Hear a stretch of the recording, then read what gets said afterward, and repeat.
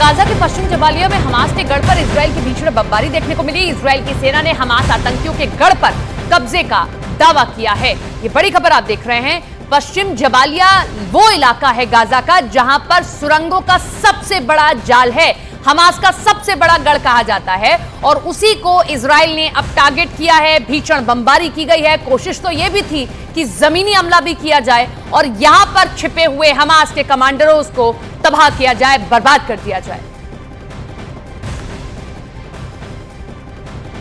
Israel की सेना ने लगातार यह सिलसिला जारी रखा क्योंकि गाजा में जमीनी हमले की तैयारी में जुटे इजराइल ने अपनी रणनीति में अचानक बदलाव किया और ग्राउंड ऑपरेशन शुरू करने से पहले हमास को कमजोर करना शुरू कर दिया।